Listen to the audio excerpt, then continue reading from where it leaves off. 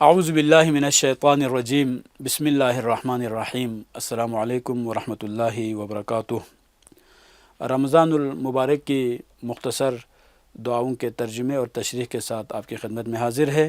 انشاءاللہ آج ہم دوسری جو دعا ہے اس مختصر دعا میں معارف کا جو سمندر موجود ہے ان میں سے کچھ اہم آپ کی خدمت میں پیش کرتے ہیں۔ اللہم قربنی فیہ الی مرضاتک وجنبنی فیہ من سخطک ونقماتک ووفقنی فیہ لقراءۃ آیاتک برحمتک یا ارحم الراحمین۔ اس دعا میں 3 کی پوائنٹس کو بیان کیا ہے اور انہی 3 چیزوں کو فوکس اگر ہم کرتے ہیں تو ہماری زندگی اللہ کی مرضی کے مطابق گزر سکتی ہے۔ فرماتے ہیں اللہم قربنی فیہ، اے اللہ مجھے اس مہینے میں اپنی رضا کے قریب کر دے، اور آج کے دن یا اس مہینے میں مجھے اپنی ناراضی اور اپنی سزاؤں سے بچائے رکھ، اور آج کے دن مجھے اپنی آیات پڑھنے کی توفیق دے، اور اپنی رحمت سے اے سب سے زیادہ رحم کرنے والے۔ سب سے پہلا پوائنٹ اس مہینے میں جو ہم حاصل کرنا چاہیں گے تو ارشاد نبوی ہے کہ اللہ تعالیٰ کی رضا سب سے بڑی کامیابی ہے، کہ ہمیں ہر چیز سے پہلے خصوصاً اس مہینے میں ہمارا مین جو فوکس ہے وہ اللہ تعالیٰ کی رضا کا حصول ہو۔ اسی لیے فرماتے ہیں اللہم قربنی فیہ الی مرضاتک، کہ مجھے آج کے دن میں اپنی رضا کے قریب کر دیں، کہ جتنی بھی خدا کی نعمتیں انسان کو مل سکتی ہے، چاہے وہ نعمتوں کا تعلق دنیاوی نعمتوں کے ساتھ ہو یا وہ اخروی جنت اور جنت کے باقی جو جنت میں موجود باقی جو فیسلٹیز ہے، ان تمام تر نعمتوں میں سے سب سے بڑی جو نعمت ہے وہ ہے خدا کی خوشنودی ہے۔ وَرِضْوَانٌ مِّنَ اللَّهِ اکبر۔ اگر انسان خدا کی خوشنودی کو حاصل کرتا ہے، خدا کی خوشنودی انسان کو مل جائے تو اس سے بڑی کوئی اور نعمت نہیں ہو سکتی ہے۔ لہٰذا رمضان مبارک میں یہ کوشش ہونی چاہیے کہ اس طرح سے ہم اللہ تعالیٰ کی خوشنودی کو حاصل کر سکتے ہیں۔ اور دوسرا، اللہ کے غضب سے حفاظت حقیقی نعمت۔ بعض اوقات نعمت کا مطلب کوئی چیز ہمیں مل جائے تو یہ نعمت ہے، اور بعض اوقات بڑی سزاؤں سے بچنا بھی خدا کی نعمتوں میں سے ایک اہم ترین نعمت ہے۔ اسی لیے ارشاد ہو رہا ہے کہ اس مہینے میں انسان کو یہ کوشش کرنا ضروری ہے کہ وہ کم از کم اگر خدا کی مرضی کو حاصل نہیں کر سکتا ہے، اگر بد توفیق ہے، کم توفیق ہے، مرضی الہی کو حاصل کرنے میں اسے کامیابی حاصل نہیں ہوتی ہے، تو کم از کم غضب الہی کا اپنے آپ کو نشانہ نہ بنائیں، اپنے آپ کو اللہ تعالیٰ کی ناراضگی کو مولنے کے اپنے اندر وہ جرأت پیدا نہ کرے۔ اس لیے کہ قرآن میں ارشاد پروردگار ہو رہا ہے وَمَن يَحْلِلْ عَلَيْهِ غَضَبِي فَقَدْ هَوَىٰ، جس پر میرا غضب نازل ہو جائے وہ ہلاک ہو گیا۔ اور غضب الہی کا مطلب کیا ہے؟ غضب الہی کا مطلب ہے توفیقات کو سلب کرنا، گناہوں کو انجام دینا۔ بعض اوقات ہم دیکھتے ہیں معاشرے میں کچھ لوگوں کو خدا کی رحمتیں، مسلسل نعمتیں مل رہی ہوتی ہیں، لیکن اس کے باوجود وہ گناہوں پہ گناہ کرتے جا رہے ہوتے ہیں۔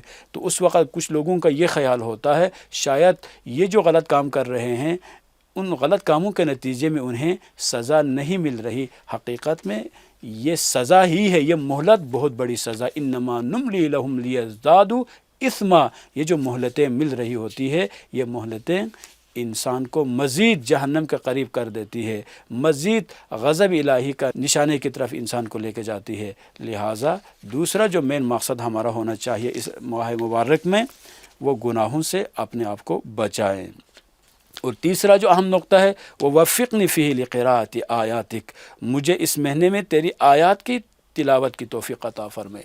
ہر چیز کے لیے ایک بہار ہوتی ہے، اور رمضان تلاوت قرآن کے لیے بہار ہے۔ لہٰذا اس ماہ مقدس میں یہ کوشش ہونی چاہیے کہ حتی الامکان انسان ٹائم نکالیں، جب بھی وقت ملتا ہے قرآن کی تلاوت کریں۔ نہ صرف تلاوت بلکہ تدبر، تعقل اور تفکر کرنا ضروری ہے، تاکہ انسان اس ہدایت کے سرچشمے سے فیضیاب ہو سکے اور اپنی زندگی میں مثبت تبدیلی لا سکے۔ اور امام صادق صلوات اللہ وسلام علیہ کا بھی فرمان ہے القرآن عہد اللہ الی خلقہ فقد ینبغی للمرء المسلم ان ینظر فی عہدہ ان یقرأ منہ فی کل یوم 50 آیہ۔ قرآن اللہ کا اپنے بندوں سے عہد ہے.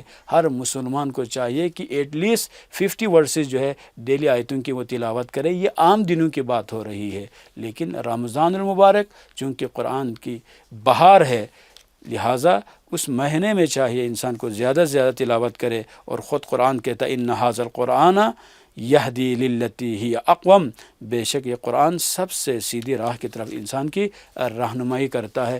ہمیں ہر منزل پر، ہر مقام پر، ہر وقت سیدھی راہ کی ضرورت ہے. اپنے ذاتی جو مسائل ہے ان کو حل کرنے کے لیے بھی ہمیں سیدھی راہ کی ضرورت ہے. فیملی ایشوز کو حل کرنے کے لیے بھی ہمیں سیدھی راہ کی ضرورت ہے. سوشل جو پرابلمس ہے ان کو حل کرنے کے لیے بھی، نیشنل جو ایشوز ہے ان کو حل کرنے کے لیے بھی، انٹرنیشنل جو مسائل ہے ان کو حل کرنے کے لیے بھی ہمیں ہر جگہ رہنمائی کی ضرورت ہے. اور بالاخص آخرت کے حصول اور نجات کے لیے ہمیں صحیح سے راستہ اگر ملے تب جا کر ہم اپنی منزل مقصود تک پہنچ سکتے ہیں. یہ سارے منازل، یہ سارے مقاصد انسان اسی وقت حاصل کر سکتا ہے اگر اہل بیت اطہار علیہ السلام کی تعلیمات اور قرآن کے جو نورانی کلمات ہے ان سے اپنے دلوں کو اگر منور کرے. اور تیسری جو چیز ہے وہ یہی ہے کہ اللہ تعالیٰ کی رحمت پر انسان کو بھروسہ کرنا چاہیے. برحمتک یا ارحم الراحمین، اس دعا کا جو اینڈ جو ہے حصہ ہے، آخری جو پوائنٹ ہے وہ بھی رحمت سے ہی ہے. چونکہ اس مہینے میں مایوس وہی ہو سکتا ہے جو شیطان ہو یا شیطانی صفات کا حامل کوئی انسان ہو. اس لیے کہ ہر دعا کے آخر میں اللہ کی صفات میں سے ایک صفت کو بیان کرنا ہمیں یہ بتانے کے لیے ہے کہ ہم اپنی زندگی کو کامیاب اگر کرنا چاہتے ہیں تو نا امیدی کی اس دنیا سے نکل کر کامیابی کی طرف آئیں. تو آئیے ہم اس کا خلاصہ آپ کی خدمت میں پیش کرتے ہیں. دوسرے دن کی جو دعا ہے اس میں کامیابی کے راستوں کو بیان کیا ہے، اور کامیابی کے راستے 4 ہی ہیں. سب سے پہلا، اللہ کی رضا سب سے بڑی نعمت ہے اور اسے ہر حال میں تلاش کرو. دوسرا، اللہ کے غضب سے بچنے کے لیے نافرمانی سے دور رہو. اور تیسرا، قرآن کی تلاوت روح کی زندگی ہے اور اسے اپنا معمول بنا لو. اور لاسٹ ون ہے، اللہ کی رحمت سب سے وسیع ہے، ہمیشہ اس سے امید رکھو. اور امید سے ہی انسان کی زندگی بن سکتی ہے، امید سے ہی انسان نجات پا سکتا ہے. والسلام علیکم ورحمۃ اللہ وبرکاتہ.